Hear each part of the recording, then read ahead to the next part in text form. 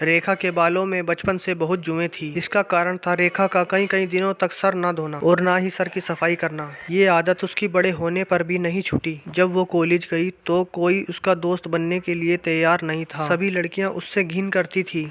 यार शीला, अपना hair brush तो देना। लगता है मैं घर पर ही भूल आई हूँ।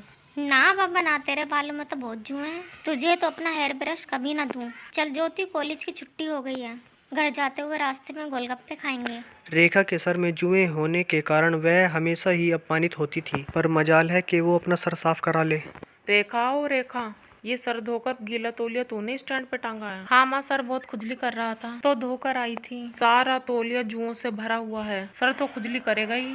कितनी बार कहा है सर साफ करा लिया कर, पर सुनती कहाँ है। पता नहीं इस लड़की की सर की जुएं जाती क्यों नहीं। कुछ दिनों बाद आकाश नाम के लड़के से रेखा का रिश्ता तय हो जाता है, पर शादी के दिन मंडप में रेखा का हाथ बार बार सर में जा रहा था। ये जुएं तो रेलगाड़ी की तरह सर में दौड़ लगा रही हैं। जुड़ा होने के कारण उन्हें रेंगने के लिए जगह जो नहीं मिल रही है। रेखा, आकाश, एक दूसरे के गले में जयमाला तो पहनाओ। क्या हुआ रेखा, तुम बार बार अपने सर में खुजली क्यों कर रही हो? मेरे जूड़े में लगी पिनें चुभ रही हैं।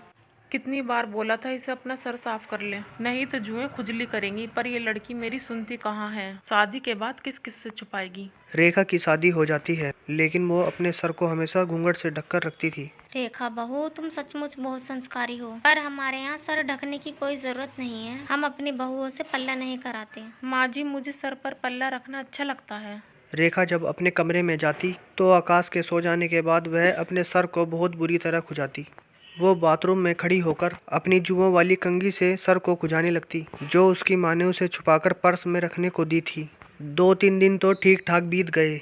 माँ, मेरे सर में बहुत खुजली हो रही है, लगता है कोई कीड़ा काट रहा है। क्या कीड़ा? जरा अपना सर तो दिखा। हे भगवान आकाश, तेरे सर में तो 2 जुएं चल रही हैं। जुएं? ऐसे कैसे हो सकता है माँ, हमारे घर में तो किसी को जुएं नहीं है। माँ, आपके बालों में भी जुएं चल रही हैं, आपके सफेद बालों में साफ दिखाई दे रही हैं। क्या? पकड़ तो जरा।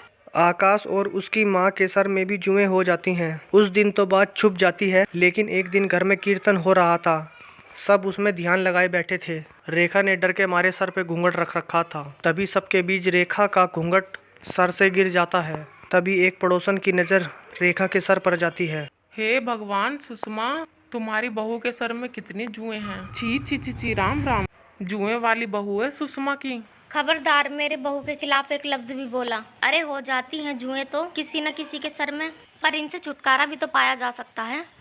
तुम्हारी बहू बेटियों के सर में कभी जुएं नहीं हुई? माँ जी कितनी अच्छी हैं जो मेरा साथ दे रही हैं। कहीं ना कहीं गलती तो मेरी ही है। अगर मैं अपना सर साफ रखती तो मेरे सर में जुएं ना होती, तो माँ जी यूँ अपमानित ना होती। मैं जुओं का इलाज करूँगी, अपने सर को बिल्कुल साफ रखूँगी, माँ जी को निराश नहीं होने दूँगी। अगले दिन ही रेखा एक अच्छे स्किन के डॉक्टर से मिली और कुछ अच्छे खाने और लगाने की दवाइयाँ लिखवाकर उसने अपना इलाज शुरू किया। लगातार इलाज चलने से रेखा के सर की जुएं कम होने लगी। फिर एक दिन ऐसा आया तब उसके सर में एक भी जुएं नहीं थी।